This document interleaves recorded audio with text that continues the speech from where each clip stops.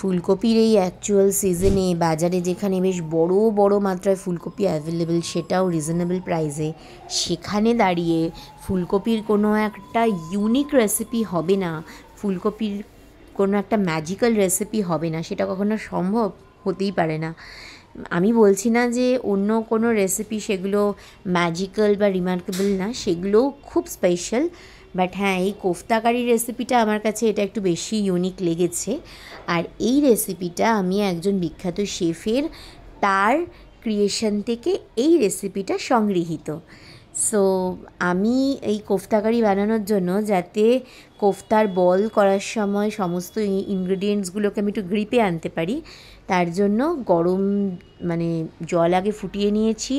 সেই ফুটন্ত গরম জলের মধ্যে ফুলকপিগুলোকে দিয়ে 15 থেকে 20 মিনিট মতো হাই টু মিডিয়াম ফ্লেমে ফুলকপির টুকরোগুলোকে ভাপিয়ে নিয়ে তারপরে সেই জলটাকে আমরা স্ট্রেন করে নিয়েছি। আর তারপরে একটা পাত্রে ফুলকপিগুলোকে যোগ করে হাতের সাহায্যেই আমরা ফুলকপিগুলোকে ম্যাশ করে নিতে পেরেছি, কারণ যেহেতু একদম ভেপে গেছে, সেদ্ধ হয়ে গেছে, সেই কারণে। এবার এর মধ্যে আমি জোয়ান দিয়েছি। জোয়ানটা ম্যান্ডেটারি, কারণ ফুলকপি বা এই কপি সবজিগুলোর থেকে একটুখানি গ্যাস হয়, শালগম, ফুলকপি, বাঁধাকপি, সেই কারণে।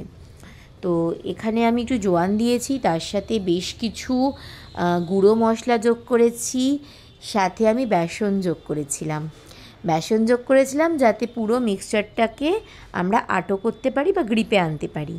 এবার ফার্স্টে গোল গোল করে তৈরি করব ভেবেছিলাম, কিন্তু যখন রেসিপিটা করছিলাম তখন মা ছিল, মা আমাকে বলল যে গোল গোল করিস না, একটু সিলিন্ড্রিক্যাল শেপ কর। তা বললাম ঠিক আছে, সিলিন্ড্রিক্যাল শেপই করলাম।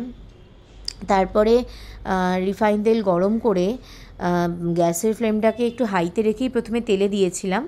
হাই টু মিডিয়াম ফ্লেমে একটা পিঠ একটু ভাজতে দিয়েছি, তারপরে গ্যাসের ফ্লেমটা লো করে উল্টো দিকটা ফ্লিপ করে সেদিকটাও মোটামুটি হাই টু মিডিয়াম ফ্লেমে দুটো পিঠ মোটামুটি একটু ভাজতে দিয়েছি। লাল করে ভেজে তুলে নেওয়ার পরে তারপরে গ্রেভি আমি এখানে গ্রেভিটা করেছি। প্রথমে একটুখানি গোটা মশলা যোগ করেছিলাম, আর তারপরে আমি এখানে টমেটো পিউরি আর দই যোগ করেছি। আমি যখন রান্না করি ম্যাক্সিমাম টাইমে টমেটো পিউরি আর দই দুটো একসাথে যোগ করি না, কিন্তু এই রেসিপিতে দেখলাম, তো তার জন্য আমি একটু মিষ্টিটাও একটু দরাঝাতে দিয়েছি, যাতে গ্রেভিটা খুব বেশি টকটক না লাগে।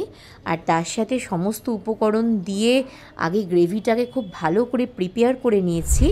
তারপরে ভেজে রাখা কোফতাগুলো যোগ করে আমি মোটামুটি 3 থেকে 4 মিনিট মতো কোফতাগুলোকে এপিট-ওপিট করে রেখে তারপরে আমি গ্যাসের ফ্লেমটা অফ করে